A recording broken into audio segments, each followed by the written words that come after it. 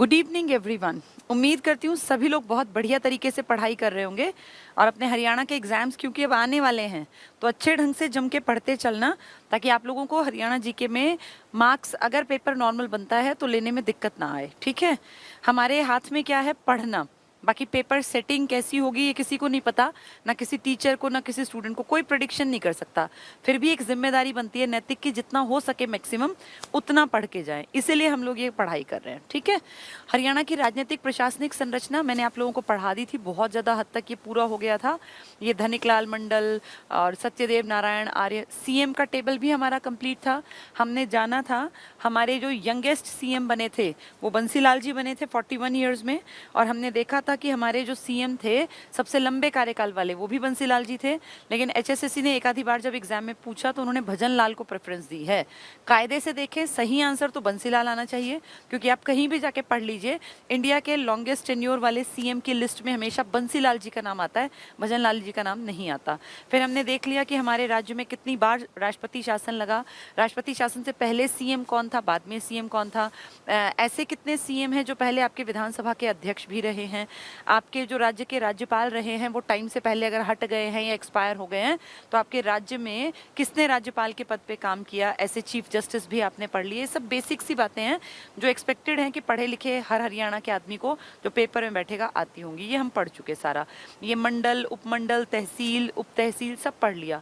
Lokayukta, police कमिश्नरी range, GPF बताया था, फिर पुलिस रेंज बताई थी, 4 तो हैं ही, और फरीदाबाद और अपने नीचे जो ये मेवात वाली पट्टी है और ये गुड़गांव वाली पट्टी है, इनको इकट्ठे करके फरीदाबाद और गुड़गांव में क्योंकि पुलिस कमिश्नरी हैं, कमिश्नरेट कहलाते हैं ये, इसलिए रेंज में नहीं आते, इसलिए साउथ के चारों को मिलाकर दक्षिणी रेंज कहा जाता है। हमने पुलिस को अलग ढंग से पढ़ा था, हमने प्रशासन को अलग ढंग से पढ़ लिया। ठीक है, ये हमारा कंप्लीट हो गया।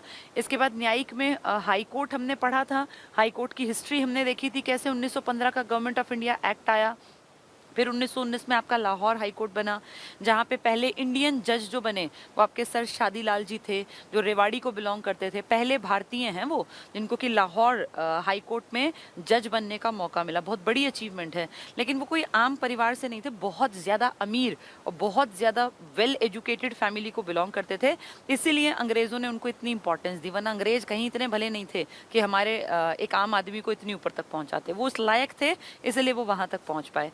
फिर हमने ये सब पढ़ लिया था कि कैसे हमारा हाई कोर्ट जो है शिमला में आया आज़ादी के बाद, फिर शिमला से आपके चंडीगढ़ में जो आज जहाँ बिल्डिंग है यहाँ शिफ्ट हुआ, फिर कैसे कैसे करके हमने देखा आज़ादी के टाइम पे हमारा चीफ जस्टिस कौन था, फिर जब हरियाणा बना तब कौन था, 26 जनवरी 1950 को कौन था, किसने सबसे लंबा कार्यकाल देखा, किसने सबसे कम दिन का कार्यकाल, ये सब हमने पढ़ लिया था। ठीक है, फिर हमने देखा था कि कैसे कैसे न्यायालय काम करते हैं। फिर हरियाणा में हमने देखा था पर्यावरण न्यायालय हैं, आबादी ज़्यादा थी, लोग तीर्थ स्थल पे ज़्यादा आते हैं, वहाँ पे ज़्यादा लोग थे, ये पर्यावरण की गड़बड़ थी तो फरीदाबाद और कुरुक्षेत्र में पर्यावरण। ठीक है, फिर हमने देखो सारे ये रामलाल पढ़ा था, सुधीर रंजन दास, जब आपका सच्चर फॉर्मूला आया तब दास आपके यहाँ थे, फिर एरिक वेस्टन था जब आप ये गणतंत्र कहलाए 26 जनवरी को, अमरनाथ भंडारी सबसे लंबा कार्यकाल था इनका 52 से 59 तक के बीच में। इसी दौर में फिर कई सारी बड़ी घटनाएं आपने पढ़ी थी जो कि आपके यहाँ चेंज भी हुआ था बिल्डिंग 55 में। फिर ये खोसला, फलशॉ, मेहर सिंह इंपॉर्टेंट है, इनके टाइम में हरियाणा अस्तित्व में आया। फिर इसके बाद रणजीत सिंह नरूला है जो आपके राज्यपाल भी बने क्योंकि राज्यपाल एक्सपायर हो गए थे। फिर संधवालिया जी हैं, ये भी आपके राज्यपाल बने। ठीक है, इसके बाद सबसे कम देवी सिंह तेवतिया, देवी सिंह सबसे छोटा कार्यकाल, अमरनाथ भंडारी सबसे लंबा कार्यकाल। ठीक है, फिर हमने पढ़ा था लास्ट में, अब जो चल रहे हैं वो भी पूछ सकते हैं, 2 ऐसे आदमी जो सुप्रीम कोर्ट तक गए तो टीएस ठाकुर थे, तीरथ सिंह ठाकुर और रंजन गोगोई जी, और अभी जो बैठे हैं आपके वो है न्यायमूर्ति रविशंकर झा। और रविशंकर झा जी कब तक रहेंगे, जब तक 62 के नहीं होते या इनका ट्रांसफर नहीं होता। 2 ही कारण होते हैं ना हटने के, या तो ट्रांसफर कर दिया जाए आपका वहां से, या फिर आप 62 साल के हो जाएं तो आपको हाई कोर्ट छोड़ना पड़ेगा। तो अगर यहाँ से नहीं जाते, ठीक ठाक काम करते हैं तो 62 के होके रिटायर हो जाएंगे। ठीक है, स्थानीय स्वशासन के बारे में शायद बातचीत नहीं हुई, ग्राम सभा का हल्का सा एक मैंने आपको आइडिया दिया था, लेकिन ये पूरा हाँ थोड़ा बहुत बताया था कि एमपी एमएलए होते हैं जहाँ वो जिला परिषद होती है, ब्लॉक समिति में एमएलएज आते हैं, ग्राम पंचायत में कोई एमएलए एमपी नहीं आता, ग्राम सभा के मेंबर होते हैं उस गांव के सारे लोग जिनकी एज 18 प्लस हो जाती है।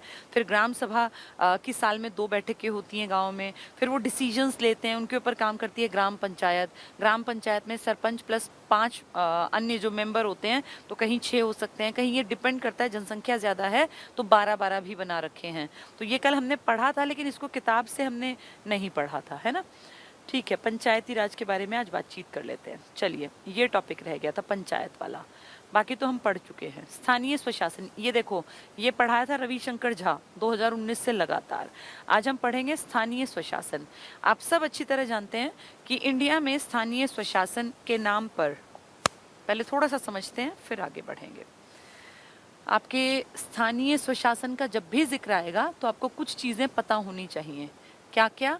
स्थानीय स्वशासन में सबसे पहली चीज़ जो आपको पता होनी चाहिए, आपके संविधान का आर्टिकल 40 है जो पंचायती राज की बात करता है। पंचायती राज कि भैया पंचायत का गठन करना चाहिए, और ये कहाँ लिखा है? आपके संविधान के भाग 4 में नीति निर्देशक तत्वों में, यानी DPSP, directive principles of state policy, जो आपने आयरलैंड से लिए ना 36 से 51 आर्टिकल्स, तो वहाँ पे आपका लिखा है कि पंचायत का गठन किया जाना चाहिए। पंचायत का टॉपिक राज्य सूची का विषय है कि वो इसके ऊपर कब काम कराएंगे, कैसे काम कराएंगे, और इसीलिए इसके इलेक्शन भी देश की चुनाव या इलेक्शन कमीशन कंडक्ट नहीं कराता, बल्कि राज्य में एक स्पेशल स्टेट इलेक्शन कमीशन का गठन किया जाता है जो अपने राज्य के पंचायत के इलेक्शंस कंडक्ट कराता है। ठीक है, तो आर्टिकल 40 याद रखना। हमारे देश में सबसे पहले पंचायती राज की अगर बात करें तो राजस्थान में नागौर जिले में महात्मा गांधी जी का बर्थडे था 2 अक्टूबर 1959। ये इंडिया में पहला पंचायती राज शुरू हुआ था, और इस पंचायती राज को देखते देखते ये फैलता चला गया। महाराष्ट्र, इसके बाद ये आंध्र प्रदेश गया, फिर ये कर्नाटक, फिर तो लगातार एक लंबी लिस्ट है, लेकिन फिर भी लोगों ने इसको उतना दिल से अपनाया नहीं, क्योंकि ये हमारे संविधान में सिर्फ एक विचार भर मान लिया गांधी जी का।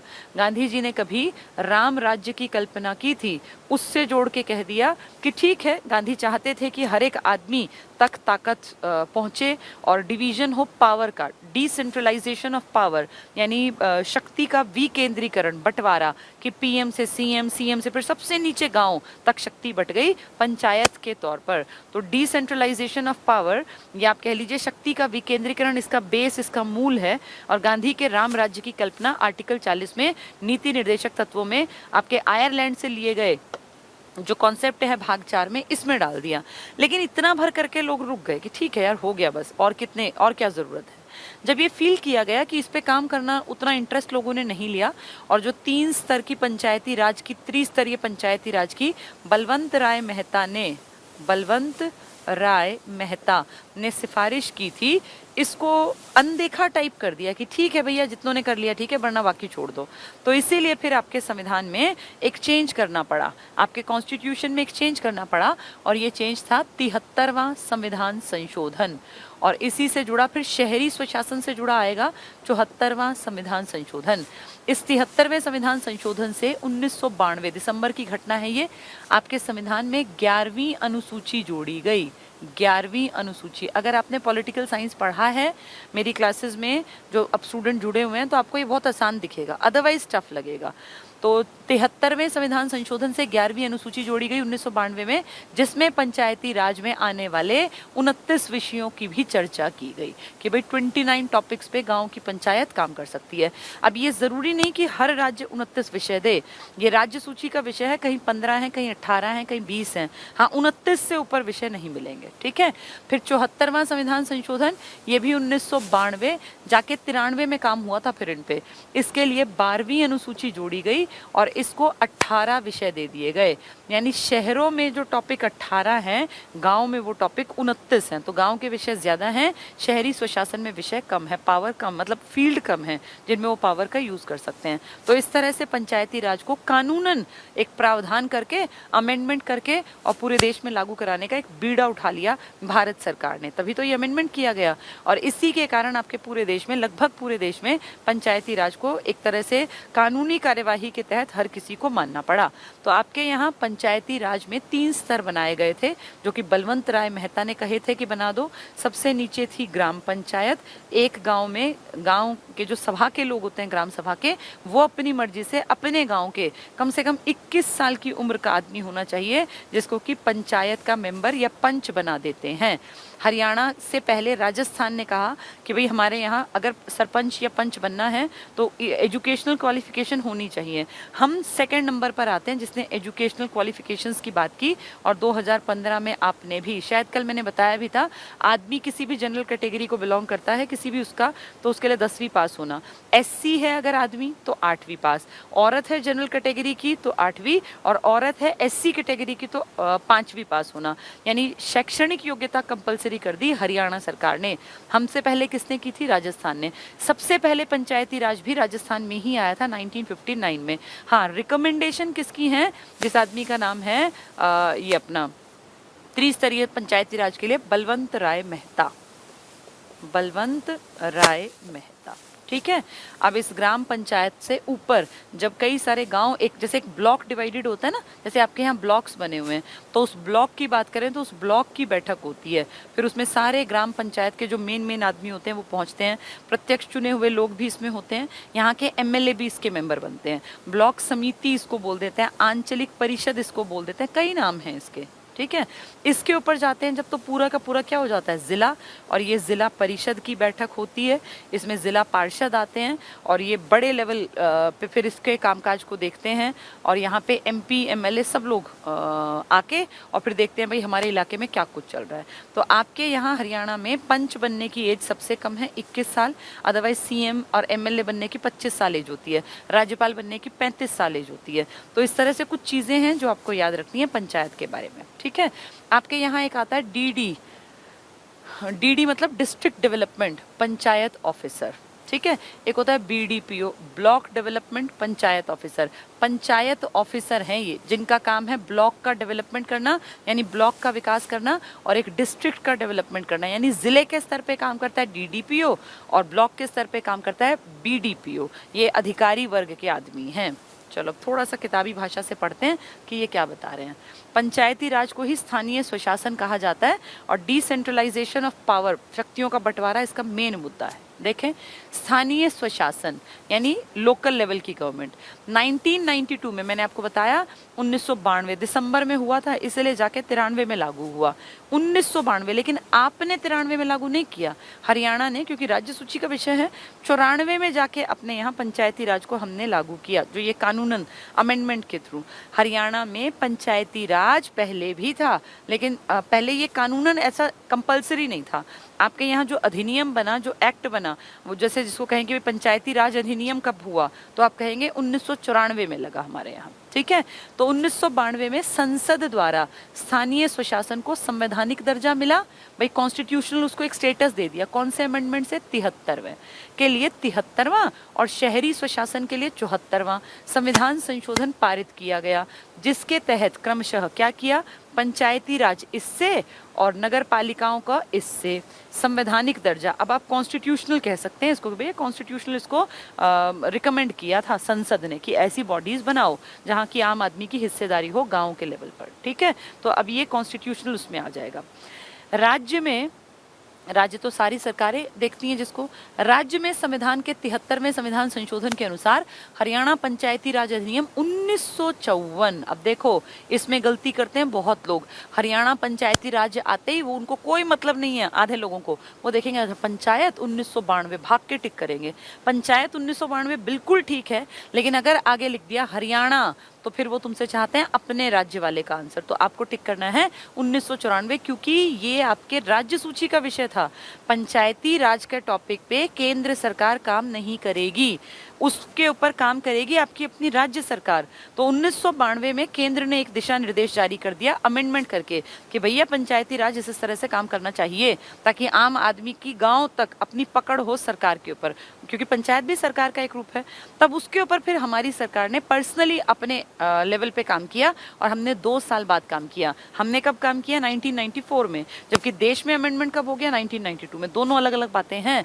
तो हरियाणा पंचायती राज अधिनियम में 92वां बहुत टिक कर आना, ये आएगा क्वेश्चन, बहुत बार आ चुका, और इसको लगभग लोग 1992 करते हैं क्योंकि वो बचपन से 93, 73, 74, 73, 74 अमेंडमेंट 92, 92 ऐसे रटते आए हैं। जब हरियाणा पूछ रहे हैं तो आपको आंसर अलग करना है, 94, जो 22 अप्रैल 1994 से प्रभावी हुआ। तो देश में तो 93 में आ गया था, 22 अप्रैल 93, 92 में उनका अधिनियम आया, लेकिन आपका प्रभावी हुआ है 1994 में, इसलिए आपसे आपका पूछेंगे। हरियाणा में त्रिस्तरीय, 3 स्तर, गांव, ब्लॉक, जिला, पंचायती राज व्यवस्था के अंग है। और ये त्रिस्तरीय किसने बताए थे, किसने कहा था बना लो, बलवंत राय मेहता। एक और मेहता नाम का आदमी आया था, मेहता सरनेम वाला, उसका नाम था अशोक मेहता। अशोक मेहता समिति ने इस त्रिस्तरीय को घटा के द्विस्तरीय का सुझाव दिया था, और उसने कहा था ये जो बीच वाली है ना आपकी मंडल व्यवस्था, ब्लॉक व्यवस्था, इसको हटा दो। लेकिन फिर उसकी बात नहीं मानी गई क्योंकि जिस सरकार के टाइम पे आया वो सरकार ही नहीं चली, वो सरकार ही 1980 में हट गई। तो आज भी आपके देश में त्रिस्तरीय पंचायती राज को ही फॉलो किया जाता है, जो बलवंत राय मेहता की देन है। तो सबसे पहले देखें, सबसे नीचे के स्तर पे क्या होता है, ग्राम सभा और ग्राम पंचायत, क्या ये एक ही है? नहीं, ग्राम पंचायत ग्राम सभा का अंग है। ग्राम सभा में गांव के सारे लोग आते हैं जिनकी उम्र 18 साल से ऊपर है, चाहे लड़की है चाहे लड़का, उनमें से सेलेक्ट करते हैं वो खुद अपने में से 5 या जितनी जरूरत है उतने आदमी जो कि कम से कम 21 साल के होने चाहिए। तो ग्राम सभा 18 में बन जाती है, इसका मतलब 3 साल का एक्सपीरियंस लेते होंगे ना वो, कैसे काम करते हैं कैसे नहीं, फिर 21 में जाके वो ग्राम पंचायत के लिए उठते हैं। तो ग्राम सभा का प्रमुख कौन होता है? पूरे गांव की सभा का प्रमुख सरपंच, जो कि आपकी ग्राम पंचायत का भी प्रमुख है, जो ग्राम सभा सदस्यों द्वारा निर्वाचित होता है। ठीक है, तो ग्राम सभा का हेड, पूरे गांव की सभा का हेड भी सरपंच है, उसको कौन चुनती है? ग्राम सभा। ग्राम सभा के मेंबर 18+, लेकिन सरपंच बनने की एज कम से कम 21 साल। पंचायत क्षेत्र के विभिन्न वार्डों से 6 से 12 पंचों का भी निर्वाचन होता है। वो डिपेंड करता है कि आपके राज्य की, आपके गांव की आबादी कितनी है। अगर आपका गांव बहुत बड़ा है तो 5 सरपंच समेत काम नहीं चलेगा, फिर आपको 10, 9, 11, 12 जितनी जरूरत है उतने बनाने पड़ेंगे। राज्य के गुड़गांव या गुरुग्राम में सर्वाधिक ग्राम सभाएं हैं। सबसे ज्यादा ग्राम सभाएं कहाँ हैं? आपके गुरुग्राम में सर्वाधिक ग्राम सभाएं। ग्राम पंचायत और ग्राम सभा, ग्राम सभा होती है सारे गांव के लोग जिसमें इंक्लूड होते हैं जिनकी उम्र 18 साल से ऊपर हो। सबसे ज्यादा कहाँ है? आपके यहाँ गुरुग्राम में। ठीक है, अब आती है इससे ऊपर पंचायत समिति, जो पूरे एक ब्लॉक के गांव के उसमें हेड के रूप में काम करती है। इसी को ब्लॉक समिति कहते हैं, यही पंचायत समिति है। ब्लॉक समिति बदल के पंचायत समिति लिख देंगे। आधे सोचेंगे पंचायत समिति गांव वाली, नहीं, पंचायत समिति इज इक्वल टू ब्लॉक समिति, इज इक्वल टू आंचलिक परिषद, कई नाम है इसके। तो पंचायत समिति में एक अध्यक्ष, ये गांव से ऊपर के लेवल पे है, एक अध्यक्ष होगा, एक उपाध्यक्ष होगा, प्रत्यक्ष रूप से निर्वाचित सदस्य और क्षेत्र से निर्वाचित विधानसभा के सदस्य। यानी आपके एक ब्लॉक में जो समिति काम करती है, ब्लॉक में, गांव में नहीं। गांव में तो थी ग्राम पंचायत, और वो किसने बनाई थी? ग्राम सभा ने। ग्राम सभा में सब थे, ग्राम पंचायत में निर्वाचित लोग थे। अब एक पूरे एरिया के गांव, एक ब्लॉक के गांव मिलकर ब्लॉक समिति बनाते हैं, उसी को पंचायत समिति कह देते हो आप। तो ये कंफ्यूज करेंगे आपको पेपर में। ब्लॉक समिति, पंचायत समिति एक ही है। इसमें कौन होगा? एक अध्यक्ष, जैसे गांव में एक सरपंच था, एक यहाँ उपाध्यक्ष होगा, भाई ये ना आए तो ये काम कर ले, और निर्वाचित मेंबर्स होंगे, और उस क्षेत्र से जो भी विधानसभा का मेंबर होगा, यानी एमएलए भी आएंगे। गांव में कोई एमएलए नहीं आया था, गांव से ऊपर के लेवल पे एमएलए आएंगे, और सबसे ऊपर के लेवल पे एमपी भी आएंगे और एमएलए भी आएंगे। ठीक है, वर्तमान में हरियाणा में कुल 126 पंचायत समितियां हैं। इसका मतलब ये क्या है? पंचायत समितियां, ये ब्लॉक समितियां हैं। ठीक है, ब्लॉक कमेटी कह लो आप इसको, ब्लॉक कमेटी। ये घट बढ़ सकती हैं, ये आंकड़े जरूरी नहीं है, इस कॉन्सेप्ट को समझो। आंकड़े तो हम लास्ट में भी पढ़ लेंगे, कोई दिक्कत नहीं है। सबसे ऊपर क्या आती है? जिला परिषद। जिला परिषद मतलब ये डिस्ट्रिक्ट लेवल पे काम करने वाली। ठीक है, जिला परिषद में जिले के वार्ड से, अब जिले के जो वार्ड बना रखे हैं, इससे प्रत्यक्ष रूप से जो लोग चुने जाते हैं, निर्वाचित, जिले के सभी पंचायत समितियों के अध्यक्ष। पंचायत समिति क्या होती हैं? ब्लॉक समिति। मान लीजिए एक जिले में 10 ब्लॉक हैं, तो उन सभी 10 ब्लॉक में एक एक मुखिया होगा ना, वो जाएगा जिले की बैठक में। जैसे गाँव में हमने देखा सरपंच था, फिर हमने देखा ब्लॉक में अध्यक्ष था, अब जिले में क्या होगा, उस एरिया के जितने ब्लॉक होंगे उन सब के हेड पहुंचेंगे। तो जिले की सभी पंचायत समितियों के अध्यक्ष, पीछे पढ़ के आए थे ना, अध्यक्ष उपाध्यक्ष निर्वाचित, वो सब जाएंगे। और जिला क्षेत्र से जो निर्वाचित जनता ने जिसको बनाया है, एमपी और एमएलए। अब देखो लेवल बढ़ गया ना, क्योंकि अब तक सबसे नीचे ना एमएलए गया था ना एमपी, ग्राम पंचायत में। फिर बहुत सारे गांव मिलके एक ब्लॉक में जितने पड़ेंगे वो आए, तो वहां आए एमएलए। अब जो सबसे ऊपर का स्तर है जिला परिषद, तो उसमें एमएलए भी आएंगे और उस इलाके में एमपी जो रिप्रेजेंट करते हैं, जिसको जनता ने भेजा है, वो भी आएंगे। तो सबसे ऊंचा स्तर कौन सा हुआ? जिला परिषद। सबसे नीचा स्तर कौन सा हुआ? ग्राम पंचायत। शुरुआत ग्राम पंचायत से होती है, फिर एक पूरे ब्लॉक के जितने ग्राम पंचायत मतलब पंचायतें हैं, उनके ऊपर बनती है पंचायत समिति या ब्लॉक समिति, कम्युनिटी जिसको बोलते हैं, ब्लॉक समिति। और उसमें अध्यक्ष, उपाध्यक्ष और एमएलए सारे उस इलाके के। फिर और ऊपर जाते हैं जिला में, तो जो जो ब्लॉक है, अब एक एक ब्लॉक में एक एक अध्यक्ष था, तो जितने ब्लॉक हैं वो सब जाके बैठते हैं जिला परिषद की बैठक में, वहां पर डिस्कशंस होते हैं। ठीक है, तो उम्मीद करती हूँ ये समझ में आ गया होगा कि गाँव में कौन काम करता है, ब्लॉक या पंचायत में कौन और जिला में कौन। पंचायती राज व्यवस्था के प्रशासन के लिए राज्य में शीर्ष विकास और पंचायत निदेशालय है, जिसका प्रमुख डायरेक्टर होता है। भाई ये कैसे काम कर रही हैं? तो राज्य में ऐसे विकास और पंचायत के लिए ब्लॉक डेवलपमेंट ऑफिसर जैसे काम करता है ना, वो होते हैं।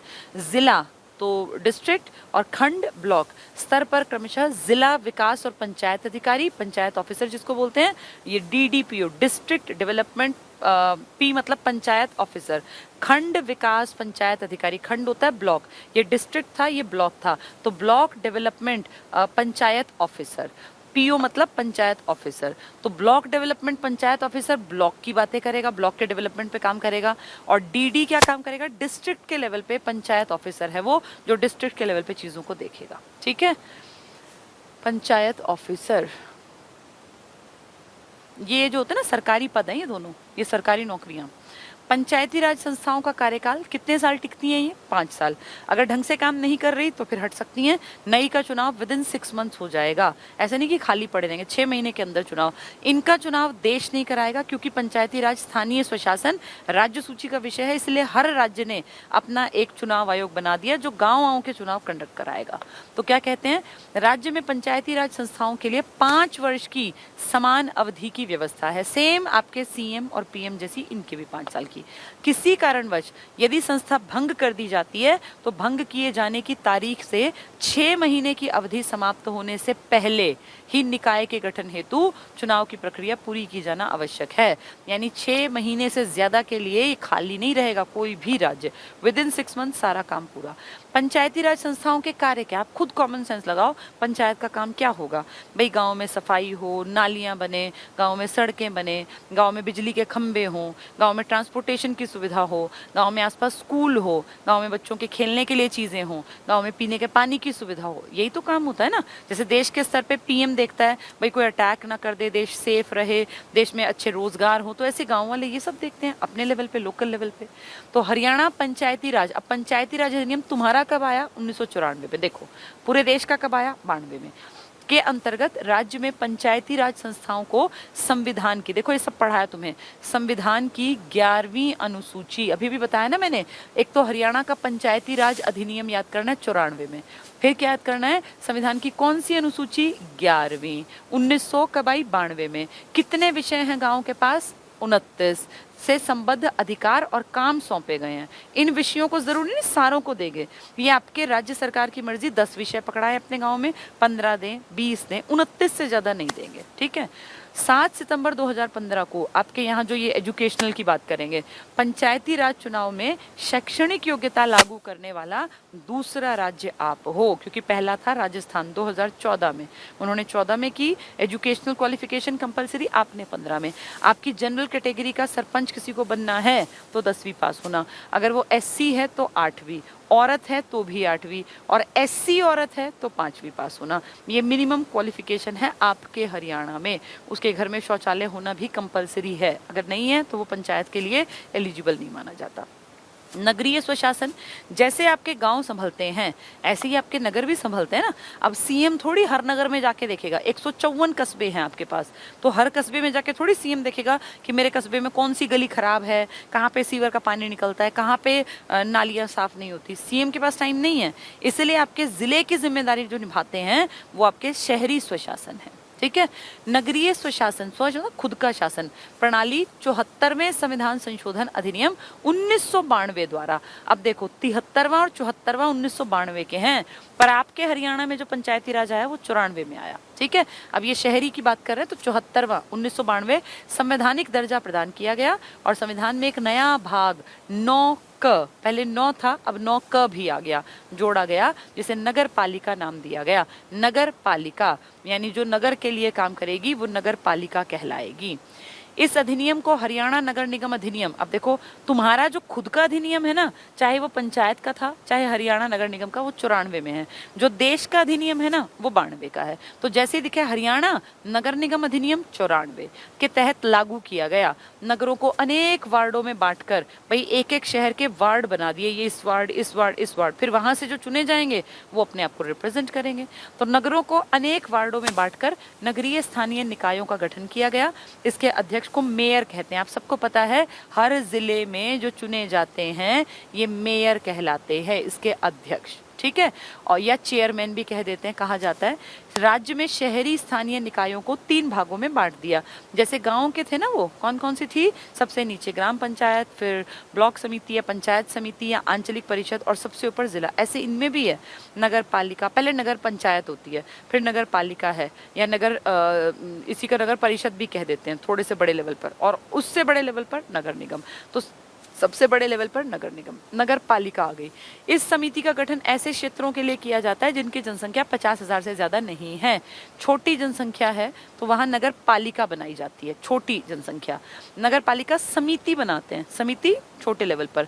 फिर नगर पालिका परिषद बनाते हैं, जिसको नगर परिषद भी लिख देते हैं बहुत लोग। नगर पालिका समिति है ना अगर, तो इसका मतलब छोटी जनसंख्या। अगर नगर परिषद कहते हैं तो बड़ी, और नगर निगम कहते हैं तो बहुत बड़ी। तो नगर परिषद कह लो या नगर पालिका परिषद कह लो का गठन ऐसे छोटे शहरों के लिए किया जाता है जिनकी जनसंख्या 50,000 से ज्यादा है पर 3 लाख से कम है। तो आप इसको छोड़ो, इसको ये याद रखो, सबसे छोटी है तो नगर पंचायत या नगर पालिका, फिर उससे ऊपर है तो नगर परिषद, और सबसे ऊपर है तो नगर निगम। देखो तीनों के आगे नगर है, देखो नगर, ये परिषद, ये पहली वाली पालिका, नगर पालिका समिति आ जाएगा। नगर पालिका तो तीनों में आएगा, परेशान हो जाओगे, नगर नगर नगर सब में आएगा। तो इसको याद कर लो, या तो ये पालिका या समिति। समिति इंपॉर्टेंट है, समिति छोटे लेवल पर, थोड़ी सी बड़ी होगी तो परिषद कहलाएगी, और बड़ी होगी तो कॉर्पोरेशन या निगम कहलाएगी। ठीक है।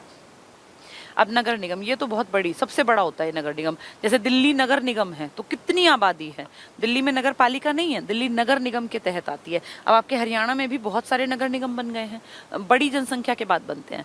नगर निगम का गठन ऐसे बड़े शहरी क्षेत्रों के लिए किया जाता है जिनकी आबादी 3 लाख से ज्यादा है। वैसे कायदे में ना आपके जैसे हरियाणा में अगर बात करूं तो जहां कम से कम आबादी 10 लाख है ना, उससे नीचे बनाते नहीं नगर निगम, क्योंकि 3-3 लाख तो आपके पूरे हरियाणा में। आपके हरियाणा में सबसे कम आबादी पंचकुला की बताते हैं जिनकी आबादी 5 लाख प्लस है, 6 के अराउंड है। तो उस हिसाब से तो आपके 22 नगर निगम बनने चाहिए। लेकिन ये कहने की बात है बस, रियलिटी क्या है, 10 लाख से आबादी जब ऊपर कूदती है ना, तब राज्यपाल ध्यान देता है कि क्या यहाँ नगर निगम बनाने की जरूरत है। और वो तो सिर्फ एक फैक्टर है, ढेरों चीजें देख के तब कंसीडर किया जाता है। नगर पालिकाओं के चुनाव सेम प्रोसेस, बिल्कुल सेम, वही 6 महीने का टाइम, वही 5 साल का काम। ठीक है। बस ये मेयर वेयर 1 साल के लिए।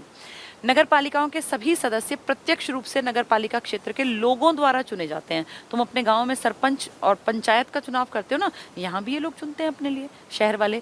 इस उद्देश्य के लिए प्रत्येक नगर पालिकाओं को निर्वाचन क्षेत्र या वार्ड में बांटा गया। प्रत्येक नगर पालिका का कार्यकाल 5 वर्ष है। जैसे आपके गांव का ऐसे शहर का कोई अंतर नहीं है, 5 वर्ष निर्धारित किया गया। यदि किसी कारणवश इसे भंग किया जाता है तो भंग किए जाने की तारीख के 3 महीने की अवधि समाप्त होने से पहले संस्थाओं के गठन हेतु चुनाव प्रक्रिया पूरी की जानी आवश्यक है। तो लगभग में ये 6 महीने हैं, लेकिन शहरों में थोड़ा सा इसको, क्योंकि शहरों में ना काम बड़े लेवल का होता है, तो यहाँ कोशिश करते हैं कि जल्दी से जल्दी कर दें। तो 3 महीने के अंदर प्रोसेस को पूरा करने की कोशिश करते हैं। जरूरत पड़ती नहीं, क्योंकि कोई यहाँ से हटता ही नहीं बनने के बाद। नगर पालिकाओं के काम क्या होंगे, जैसे गांव में थे, नगर पालिकाओं में होगा भाई जो हमारा वार्ड है, अब मान लीजिए एक वार्ड में आसपास की 10 गलियां आ गई, ये इमेजिन कर लो शहर में, तो उन सारी गलियों में सीवर की प्रॉब्लम तो नहीं है, उन सारी गलियों में कूड़ा उठाने वाले आते हैं कि नहीं आते, उन सारी गलियों में सफाई होती है कि नहीं होती। अगर मान लीजिए कहीं पानी भरा रहता है, मच्छर पैदा हो गए, तो उस वार्ड में गंदगी फैल गई ना। या मान लीजिए वहां कूड़ा उठाने वाले नहीं आते, गाड़ी नहीं आती, तो उस वार्ड के लोग जाके कहेंगे अपने उस आदमी को जिसको उन्होंने चुना है कि देखो जी हमने आपको चुना और आप हमारी बात को नगर निगम में रखो, यहाँ सफाई वाले नहीं आते, यहाँ की गलियों में झाड़ू नहीं लगती, यहाँ के कूड़े वाले नहीं आते। तो फिर जिसको आपने अपने वार्ड से बनाया है वो जाके आपकी बात नगर निगम में रखेगा, वहां से इसके ऊपर कार्यवाही होगी। ये ऐसे ही है जैसे आपने अपनी बात सरपंच के सामने रखी, ठीक है। तो क्या कहते हैं, 74वें अधिनियम द्वारा नगर पालिकाओं के कार्य क्षेत्र में 18 विषय, देखो गांव में कितने थे 29 ना, और शहर में 18 को शामिल किया गया, जिनमें अब खुद सोचो क्या होगा, नगरीय योजना, भाई प्लानिंग, टाउन प्लानिंग, भूमि का उपयोग कैसे करेंगे, कहाँ पार्क बनेगा, कहाँ गली बनेगी, भवनों का निर्माण। आपको पता है शहरों में जब घर बनता है तो इसका नक्शा भी पास कराना पड़ता है। गाँव में तो कोई भी नक्शा जैसे जिसका मन करे वो वैसा घर बना लो, लेकिन शहर में कायदे से हर घर का नक्शा पास होता है। आप बिना नक्शे के कंस्ट्रक्शन नहीं कर सकते, और अगर आप कर रहे हैं, आपने नक्शा पास नहीं कराया, तो तभी के तभी आपके म्यूनिसिपल कॉर्पोरेशन के लोग आएंगे, जैसी खबर मिलेगी, और सारे बने बनाए घर को गिरा जाएंगे। इसलिए आपको पहले नक्शा पास कराना पड़ता है। नक्शा पास कराना हर एक की जिम्मेदारी है। गांव में कोई नक्शे नहीं बनते, शहरों में नक्शे बनते हैं, ठीक है। तो भवनों का निर्माण, ये इसका काम है देखना ठीक हो रहे हैं कि नहीं हो रहे। सड़कों और पुलों का निर्माण, घरेलू, औद्योगिक और वाणिज्यिक प्रयोग के लिए जल की व्यवस्था, जैसे गांव में भी देखी थी उन्होंने ये। नगरीय निर्धनता उन्मूलन, भाई क्या कुछ लाएं ताकि गरीबी हटे। पार्क बनाते हैं ये नगर निगम वाले, उद्यान बनाते हैं, खेत के मैदान की व्यवस्था, खेल होना चाहिए, खेल के मैदान की व्यवस्था। आपने देखा ना कितने सारे पार्क्स बन जाते हैं आसपास। अगर सरकार अच्छी हो ना, आसपास का आदमी थोड़ा ताकतवर हो, समझदार, अपने एरिया में पार्क बनवा लेगा, झूले लगवा लेगा, ओपन जिम लगवा लेगा। ये सब इन्हीं की जिम्मेदारी है, क्योंकि अपने एरिया के लोगों ने उसको भेजा है कि तू जाके बैठ, वहां से फिर कितनी सारी ग्रांट्स मिलती है, उनको अपने एरिया में यूज कर। तो जैसे गांव के लोग काम करते हैं ऐसे ही अपने लिए काम करते हैं। नगरीय, ये हो गया पार्क, उद्यान, खेल के मैदान की व्यवस्था, जन्म और मृत्यु का पंजीकरण, ये सब काम होते हैं आपके म्यूनिसिपल कॉर्पोरेशन में। इनके अंडर दफ्तर आते हैं, वो दफ्तर यही काम करते हैं। इनके अंडर पब्लिक हेल्थ सेंटर भी आते हैं, इनके अंडर स्कूल्स भी आ जाते हैं, जो छोटे लेवल पे 5वीं तक के को पढ़ाते हैं। तो सारी एक तरह से बेसिक नीड्स जो है ना आपकी, उन सब से जुड़ा हुआ है आपका नगर पालिका का काम, ठीक है।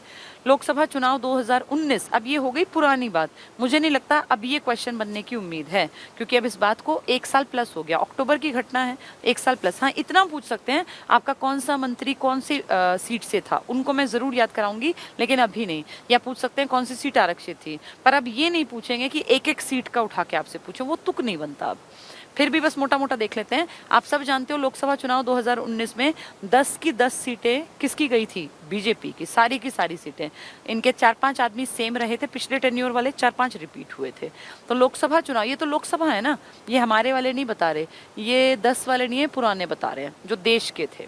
देखो ये देश के, ये कोई नहीं पूछेगा, बीजेपी 303 कोई नहीं, पुरानी बात हो गई है, ठीक है। हरियाणा में पूछेंगे कौन से चरण में, 7 चरण थे ना, तो आपके छठे चरण में हुए थे। और हरियाणा की सभी 10 लोकसभा सीटों पर भाजपा ने जीत हासिल की थी। तो आपके यहाँ 10, चाहे वो रिजर्व थी 2, चाहे वो 8 जनरल थी, सारी की सारी भाजपा ले गई। हरियाणा के सांसद जो हैं, इनको भी पढ़ लेंगे लास्ट में, कोई दिक्कत नहीं है। मंत्रिमंडल में शामिल, ये मंत्रिमंडल ना थोड़ा सा जैसे अब ये अपनी ये सीट है एमएलए वाली, ये चेंज हुई ना बड़ौदा वाली, तो मैं इनको लास्ट में कराऊंगी। मंत्रियों वाला टॉपिक में अभी करा ही नहीं रही, मंत्रियों वाला टॉपिक अभी नहीं करते। नवीनतम मंत्रिमंडल, ये भी लास्ट में करेंगे, मंत्रिमंडल लास्ट में कराऊंगी। ये करंट के साथ जोड़ के पढ़ा दूंगी। विधानसभा के लोगों के बारे में बताया है, ये भी जिस दिन पढ़ाऊंगी ना, 17 कौन कौन सी सीटें हैं, कहाँ कहाँ की, तब पढ़ाऊंगी। 90 सीटें, बस ये कंप्लीट। तो अब इसमें से मैंने जानबूझ के आपका छुड़वा दिया है, वो करंट के साथ जोड़ के पढ़ा दूंगी। आपकी 90 सीटों में से 17 कहाँ की रिजर्व्ड नहीं है, किस किस की, और किस किस की कौन कौन सी सीट रिजर्व्ड है, जैसे सोनीपत में कौन सी है, यमुनानगर में कौन सी है, रोहतक में कौन सी है, इस तरह के क्वेश्चंस, ठीक है। तो ये हमारा एक टॉपिक था जिसमें से कि हमने 90% चीज़ें पूरी कर ली। जो मैं अब जो टॉपिक छूट रहे हैं ना, मुझे याद है मैंने गुड़गांव वाले भी एक टॉपिक छुड़वा रखा है, वो करा दूंगी, आप चिंता ना करें, वो मेरी जिम्मेदारी है, क्योंकि वो थोड़े थोड़े टॉपिक मैंने टिक मार्क कर लिए जो हमने नहीं किए हैं। आज हम इससे आगे बढ़ते हैं, फेमस पर्सनालिटीज। हरियाणा जीके का टेस्ट जो है ना, वो तुम चाहो तो रोज दे सकते हो। तुम्हें जो ये पीडीएफ मिलती है ना, इसको पूरी खोल के देखो। इसके हर एक टॉपिक के पीछे 20 से 25 क्वेश्चन हैं। अब जो मैंने टॉपिक अभी पढ़ाया ना, देखो निकाल तो रखा था, ये टेस्ट था। ये टेस्ट इसीलिए है कि तुम इसको दो। देखो जरा, बहुविकल्पीय प्रश्नोत्तर देखो। हरियाणा विधानसभा के कितने नवनिर्वाचित सदस्य होते हैं, तो तुम्हें पता होना चाहिए। हरियाणा की पहली विधानसभा का अध्यक्ष कौन था, पता होना चाहिए। संसद के निम्न सदन के लिए कितनी सदस्य संख्या, निम्न मतलब लोकसभा, और राज्यसभा की कितनी सीटें हैं, एससी के लिए कितने आरक्षित हैं, लोकसभा क्षेत्र कौन सा एससी के लिए आरक्षित नहीं है, फिर कौन सी लोकसभा सीट जनरल वर्ग में आती है, पहला राज्यपाल कौन था, पहला राज्यपाल था कितने दिनों का कार्यकाल था उनका, राज्यपाल के रूप में सर्वाधिक कार्यकाल किसका था, ये सब पढ़ा दिया तुम्हें। राज्यपाल हरचरण सिंह बराड़ का कार्यकाल कब से कब तक था, ये पंजाब के सीएम बने, तुम्हें बताया था मैंने। बाबू परमानंद किस पद पर थे, तो आपने टेबल पढ़ा है तो आपको पता होगा। नगर निगम की स्थापना, हरियाणा का राज्यपाल नहीं रहा, जिसने टेबल पढ़ा है उसको पता है कि इनमें से कौन सा नहीं रहा। ठीक है, पहली बार राष्ट्रपति शासन पूछ लिया, दूसरी बार राष्ट्रपति शासन पूछ लिया, मुख्यमंत्रियों को काल के अनुसार इसको लगाओ। तो ये सारी चीजें मैंने आपको करा रखी हैं। ओम प्रकाश चौटाला मुख्यमंत्री के रूप में कार्य किया कितनी बार, तो ये हरियाणा में राष्ट्रपति शासन कितनी बार लगा, नगर पालिका के लिए कितनी जनसंख्या, मुख्यमंत्री नहीं रहा, 4 नाम दे दिए। कौन मुख्यमंत्री नहीं था, हाई कोर्ट कहाँ चलता है आपका, कितने नामकरण कब हुआ आपका, फौजदारी मामले की सुनवाई कहाँ होती है, ये पता रखें आपको। मोबाइल कोर्ट सबसे पहले, पर्यावरण न्यायालय कहाँ है, पारिवारिक न्यायालय स्थित नहीं है, उच्च न्यायालय का वर्तमान मुख्य न्यायाधीश, सर्वाधिक ग्राम पंचायत, हरियाणा पंचायती राज अधिनियम कब लागू हुआ, पंचायत निदेशालय का प्रमुख कौन होता है, कार्यकाल पंचायती राज का, पंचायती राज में कितने विषय हैं, तो ये सब आप लोग करो। ये टेस्ट ही तो है, और अलग से टेस्ट क्या बनाया जाए। ये सारे टॉपिक जो क्वेश्चंस है ना, ये मैंने जानबूझ के किताब लिखवाते टाइम ही डलवा दिए ताकि आप लोगों की प्रैक्टिस। अब देखो अब कितने 35 क्वेश्चन हैं, फिर इनके नीचे आंसर्स भी दे रखे हैं। तो अगर 35 क्वेश्चन तुम एक टॉपिक पे बना के देख लोगे ना, तो वो टॉपिक तुम्हारा कंप्लीट हो जाएगा, पर मेहनत करनी पड़ेगी। अलग से क्वेश्चन डालने की जरूरत नहीं है, इसमें सारे में मैंने क्वेश्चन पहले ही डलवा रखे हैं। ठीक है, चलिए आज अगला टॉपिक शुरू कर देते हैं, क्योंकि अगर पेपर आपका, अगर तो क्या पेपर तो आएगा ही आपका दिसंबर में। दिसंबर के पेपर में मैं ये सोच रही हूँ कि अगर पूरा सिलेबस तो खैर नहीं होना, वो सब जानते हैं, आप भी जानते हैं, लेकिन अगर हम मोटी मोटी चीज़ों में से निकल जाएं, जैसे पर्यटन स्थल आएंगे, ये पक्का है कि आएंगे, वो मैंने इसीलिए करा दिया। अब अपने आप थोड़ा सा पढ़ते चलो। अब ये पता है कि राज्यपाल और ये विधानसभा अध्यक्ष और अपने सीएम, इनके ऊपर क्वेश्चन बनने ही बनने हैं, इसलिए ये करा दिया। ऐसे ही हमने देखा था जिलेवार परिचय में बहुत सारी चीज़ें थी जिनके ऊपर क्वेश्चंस बन सकते थे, तो मैं ना कहीं कहीं से चुन चुन के इसलिए पढ़ा रही हूँ ताकि आपको एक मोटी सी समझ हर चीज़ की पैदा हो जाए। अब कोई आपसे उद्योग धंधों के बारे में पूछे तो भी आपको पता हो, और कोई आपसे पूछे कि हरियाणा किस तरह से बना, क्या कुछ हुआ, किस तरह के मंडल, कैसी पुलिस कमिश्नरी, किस तरह का प्रशासन, तो वो भी आपको आता हो। हरियाणा के इतिहास में पर्यटन के बारे में हमने कई चीज़ें देख ली ना, पर्यटन भी तो इतिहास ही था। तो ये सब चीज़ें इसलिए पढ़ा रही हूँ क्योंकि ये हर बार टॉपिक उठते हैं। अगर स्टार्टिंग से शुरू करूँ ना, तो फिर हिस्ट्री सारी खत्म होगी और पेपर आ जाएगा। तो पेपर तक मैं चाह रही हूँ कि मेजर से हिस्से पढ़ा दूं, ताकि कुछ चीज़ें आप अपने आप भी देख पाएं, फिर उसमें आपको समझ में आ जाएंगी वो चीज़ें। तो इसलिए 1 क्वेश्चन 2 क्वेश्चन ज़रूर हर साल देखना। पेपर जब जब हुए, प्रसिद्ध व्यक्तित्व का बनेगा, फेमस पर्सनैलिटीज़ का। तो हरियाणा में हर तरह की फेमस पर्सनालिटी हैं। आपके यहाँ राजनीति करने वाले बहुत फेमस हैं, किंग मेकर आपके राज्य में हुए। आपके यहाँ मूवीज़ की बात करें तो बहुत फेमस लोग हैं आपके यहाँ। गंगा जल में जिन्होंने एक्टिंग की, जो ये अपना चंद्रावल के 2nd सीक्वल बना रहे हैं, तो ऐसे ऐसे ढेरों लोग हैं। फिल्म वाले खूब हैं, राजनीति वाले खूब हैं। आपके यहाँ ऐसे लोग हैं जिन्होंने समाज सेवा में बहुत काम किया। आपके यहाँ क्रांति को बढ़ावा देने वाले ढेर लोग हैं। आपके यहाँ गांधी जी की विचारधारा को बढ़ाने वाले ढेर लोग हैं। तो इस तरह से हर तरफ देखें तो पर्सनालिटीज मल्टी टैलेंटेड रहे हैं हरियाणा में, इसीलिए अलग अलग करके सब चीज़ों के ऊपर क्वेश्चंस हर बार बनते हैं। कभी अखबार किसने निकाला ये पूछ लेते हैं, कभी पूछ लेते हैं कि फला चीज़ की शाखा किसने बनाई, कभी किसी बड़े लीडर का नाम देके उसके 4 ऑप्शन रखेंगे कौन सा काम इन्होंने नहीं किया। तो ये हमें पढ़ने पड़ेंगे। इतिहास से उठा के अगर देखें तो मध्यकाल में देख लो तो आपके हरियाणा में लोग थे कितने बेहतरीन। आप ये देख लो प्राचीन काल में देख लो तो हर्षवर्धन जैसे बड़े बड़े राजा। और अगर आप देखो जो बाद का टाइम रहा जिसमें ये अंग्रेजों के खिलाफ हमने काम किया, तो 57 की क्रांति आपके यहाँ से स्टार्ट होने वाली थी। तो बहुत सारे इतिहास से जुड़ी ऐसी हस्तियां, बहुत सारी समाज सेवा से जुड़ी हस्तियां, बहुत सारे इस तरह के सीएम और एमएलए और एमपी आपके राज्य में हुए हैं जिन्होंने देश में या इस राज्य में बहुत बड़ा योगदान दिया। तो उन सबके बारे में क्वेश्चन बनना लाजमी है और हर बार बनता है, इसलिए हमें पढ़ के जाना चाहिए।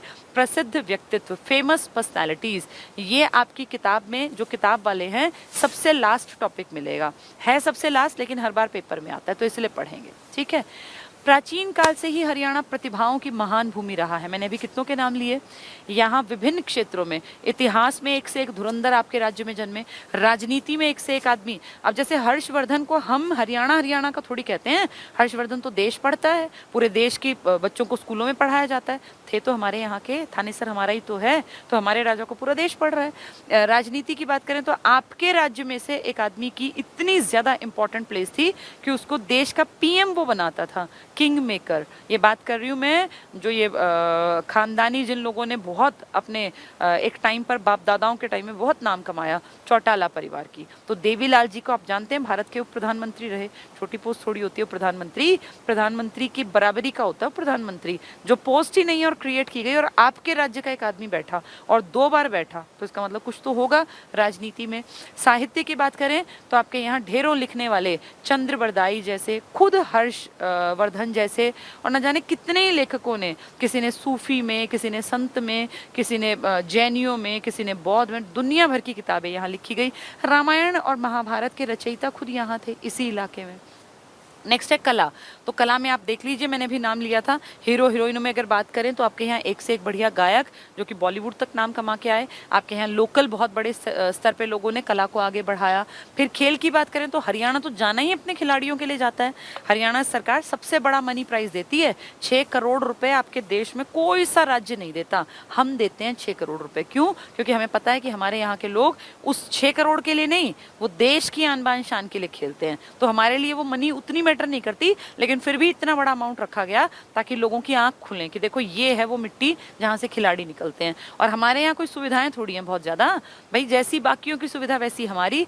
उन कम सुविधाओं में, सुविधाओं में, मिनिमम रिसोर्सेज में ओलंपिक तक में प्रेजेंट कर देते हैं हम इंडिया को। और ये जो साक्षी मलिक है, ये देख लो, ओलंपिक में तो मेडल उठा के लाई थी 2016 में। तो ऐसे ढेर एग्जाम्पल आपके हरियाणा से हैं जिन लोगों ने कभी बीजिंग में नाम कमाया, कभी लंदन ओलंपिक में नाम कमाया, कभी ऑस्ट्रेलिया के कॉमनवेल्थ में, गोल्ड कोस्ट वाले में, कभी आपके कॉमनवेल्थ में। तो ये सब हरियाणा की माटी की देन है, ठीक है। तो एक से एक खिलाड़ी, एक से एक आपके कलाकार, एक से एक साहित्यकार, राजनीति में लोग और इतिहास में जाने जाने वाले लोग आपके राज्य के थे, इसलिए सबको पढ़ेंगे।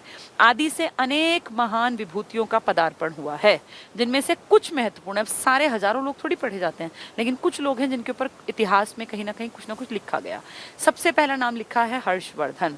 हर्षवर्धन के बारे में थोड़ा सा जानना जरूरी है, जैसे सिर्फ इससे काम नहीं चलेगा, थोड़ा सा हर्षवर्धन को एक्स्ट्रा पढ़ना पड़ेगा। आपके इतिहास में ये लगा लीजिए कि जिसको आप कहते हैं प्राचीन इतिहास, प्राचीन काल।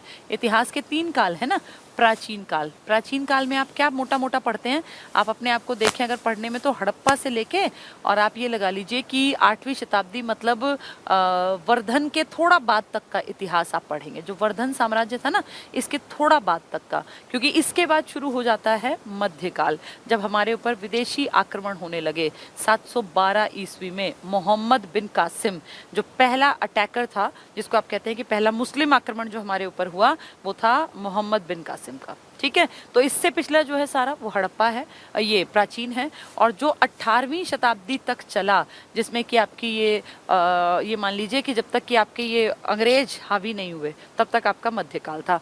मध्यकाल मेनली मुस्लिम जो इलाका था ना, मतलब मुस्लिम जो कम्युनिटी थी, मुसलमान, इन लोगों ने राज किया भारत के ऊपर 1000 साल तक, लगभग पूरे 1000 साल। क्योंकि आप देख रहे हैं 8वीं शताब्दी से 18वीं शताब्दी का काल दिल्ली सल्तनत के नाम से पहले चला, और फिर मुगल बादशाहों के नाम से चला। ये सारी कम्युनिटी A to Z लगभग लोग मुस्लिम कम्युनिटी के थे और इन लोगों ने भारत पे 1000 साल जो है राज किया और उन्हीं की देन है आज जो ताजमहल खड़ा है, जो कुतुब मीनार खड़ा है, जो आगरा का किला है, या जो आपका दिल्ली का लाल किला है, या ढेरों ऐसी चीजें। अब एक एक का नाम तो हम ले नहीं सकते ना, फतेहपुर सीकरी है, बुलंद दरवाजा है और सिकंदर, बहुत सारे किले हैं। तो ये इस दौर की घटना है। फिर आपके यहाँ आता है आधुनिक काल, जिसमें कि आपके ये अंग्रेज और विदेशी हमारे ऊपर अटैक करने लग गए थे, लेकिन हावी हुए थे आधुनिक काल की शुरुआत में, जिसको आप मान सकते हैं जब औरंगजेब एक्सपायर हुआ ना, उसके बाद 1757 के बाद से आपके ऊपर लगातार पहले प्लासी, फिर बक्सर, फिर इस तरह कर करके मैसूर और मराठा और फिर ये सिख और फिर पूरा इंडिया अंग्रेजों के कब्जे में। तो ये 3 काल हैं आपकी हिस्ट्री में, प्राचीन काल, मध्यकाल, आधुनिक काल। आधुनिक काल में आप अगर देखते हैं तो क्रांति की बातें करेंगे, लाला जी की बात करेंगे, या अपना जो ये आर्य समाजी हैं इनकी बात करेंगे। मध्यकाल की बात करें तो हमारे यहाँ कोई बहुत बड़ा तो ऐसा नहीं हुआ कि जिसने बहुत टक्कर ली हो, लेकिन हाँ, हरियाणा के कुछ लोगों ने जरूर ये मुगलों की नाक में दम किया था। औरंगजेब के खजाने पर भी हम कभी कभी जो है अटैक कर दिया करते थे, मेवात के हमारे हरियाणा के लोग। और औरंगजेब के टाइम में ही फिर जैसे वो सतनामी विद्रोह हुआ, जाट राजाओं ने विद्रोह किया, मतलब कोशिशें हमेशा करते रहे। चाहे प्राचीन काल उठा लो, चाहे आधुनिक काल उठा लो, हम हाथ पे हाथ रख के बैठने वालों में से नहीं थे। तीनों कालों में आपको अपने बारे में पता चलेगा। आज हम बात कर रहे हैं वर्धन की। जिस बड़े राजा का जिक्र हो रहा है ये है हर्षवर्धन। हर्षवर्धन आप जानते हैं कि इनकी फैमिली में एक लंबा इतिहास रहा है। ये तो लास्ट प्रतापी राजा है। इससे पहले इसके पिताजी, इसका भाई और उससे भी पहले इसके दादा परदादा, तो काफी इनका पुराना एक पैठ बनी हुई थी। और इनके परिवार में एक आदमी था सबसे पहले, पुष्यभूति, जिसने अपना स्वतंत्र राज्य शुरू किया और इसीलिए इस वंश का एक नाम है पुष्यभूति वंश। तो पुष्यभूति ही वर्धन वंश है, चाहे पुष्यभूति कह दें चाहे वर्धन कह दें, क्योंकि पुष्यभूति इसके दादा परदादाओं में पुराने टाइम में जो सबसे पहला आदमी था जिसने इंडिपेंडेंट होकर अपना चार्ज संभाला कि भाई मैं स्वतंत्र हूँ, मैं किसी राजा वाजा के अंडर नहीं हूँ। उसने अपनी राजधानी बना ली। ठीक है, तो पुष्यभूति वंश का है या वर्धन साम्राज्य कहलाता है इसका, यह हर्षवर्धन। हर्षवर्धन से पहले इनकी थोड़ी सी फैमिली को जान लेते हैं। इनके पिताजी हैं जिनका नाम है प्रभाकर वर्धन। प्रभाकर वर्धन, इनकी शादी हुई है एक महिला से जिसका नाम है यशोदा। वो नहीं पूछेंगे, आप इनसे मेन मतलब रखो। प्रभाकर वर्धन है, इनके 3 बच्चे हैं और ये तीनों प्रभावित करेंगे हर्षवर्धन को आपस में, इसलिए तीनों के बारे में बात करनी जरूरी है। इनका सबसे बड़ा बेटा है जिसका नाम है राज्यवर्धन। और ये पहले हमारे यहाँ कल्चर था कि भाई पिता के बाद बड़े बेटे का हक होता था सारी प्रॉपर्टी पर। इनके बाद इनकी एक लड़की है राज्यश्री और फिर है हर्षवर्धन। तो ये 3 बच्चे हैं इन प्रभाकर वर्धन के। प्रभाकर वर्धन बढ़िया अपना राजपाट संभाल रहे हैं। ये जो आज आपका कुरुक्षेत्र हरियाणा का इलाका है ना, इस इलाके में इनका राज था और इनकी राजधानी थी थानेसर, यानी आज वाला थानेसर, तो कुरुक्षेत्र के आसपास। तो अच्छा खासा कामकाज था। इनके पूर्वज भी काफी ताकतवर थे। इनके पूर्वज में ही एक राज्यवर्धन था, वो राज्यवर्धन फर्स्ट कहलाता था। तो ऐसे करते करते करते बढ़िया कामकाज प्रभाकर वर्धन तक आके जम गया, सब कुछ सेट हो गया, सब कुछ बढ़िया था।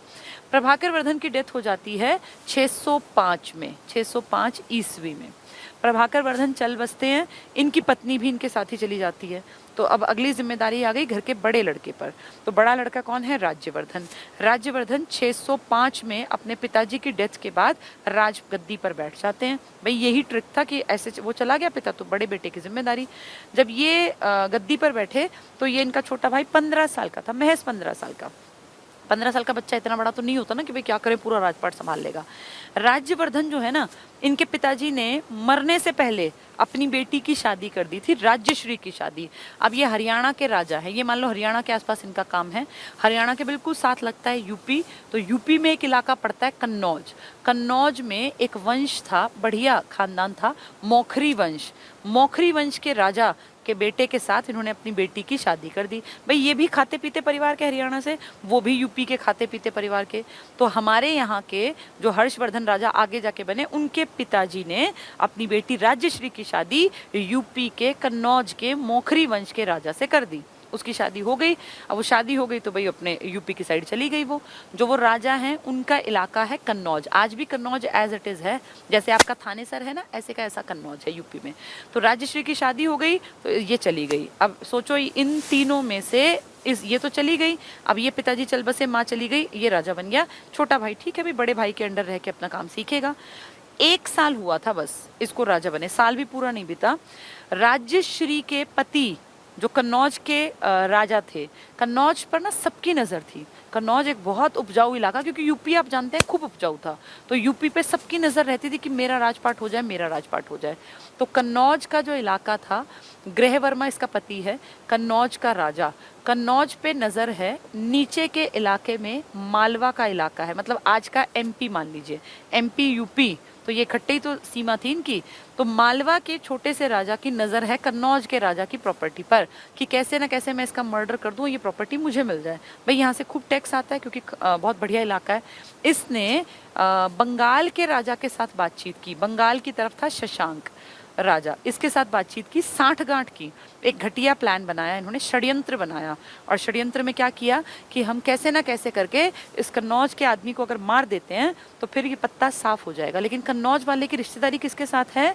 प्रभाकर वर्धन के बच्चों के साथ, क्योंकि प्रभाकर वर्धन की बेटी इसकी पत्नी है। तो अगर भाई किसी के जीजा को मारेंगे तो वो तो जाके खड़े होंगे ना, वो अपनी बहन के हक के लिए लड़ेंगे।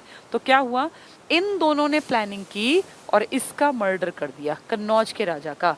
इस बात से जैसे ही ये खबर गई तो थानेसर में जो ये राज्यवर्धन है ये भड़क गया कि अच्छा ऐसे कैसे मेरी जो बहन है उसके पति को मार डाला। और ये अपनी सेना लेके उसको खत्म करने के लिए गुस्से में, भाई हर किसी को गुस्सा आएगा, तो वो गुस्से में चल पड़ा कि मैं उनको देखूंगा जिसने मेरी बहन के पति को मारा है।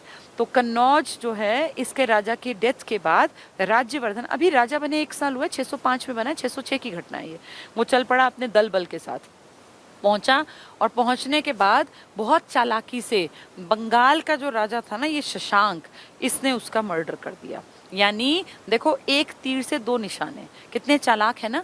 ये हरियाणा वाले राजा को भी मार देंगे, उसका भाई तो अभी 15-16 साल का है, यूपी वाले राजा को भी मार देंगे, तो कितनी बड़ी उपजाऊ जमीन खाली हो गई जिसपे कौन हक जमा सकता है? बंगाल वाला और मालवा वाला। ये दोनों महा चालाक आदमी हैं, ये दोनों, बंगाल और मालवा। ठीक है, तो इन्होंने पहले किसको मारा? कन्नौज के राजा को। कन्नौज के राजा की मौत का बदला लेने जैसे ही थानेसर का राजा यहाँ आया, इसको प्लान करके इसको भी मार दिया। तो अब ये भी मर गया। इस बात का जैसे ही पता चला उस 16 साल के राजकुमार को, जिसका नाम क्या है? हर्षवर्धन, वो गुस्से से भर गया।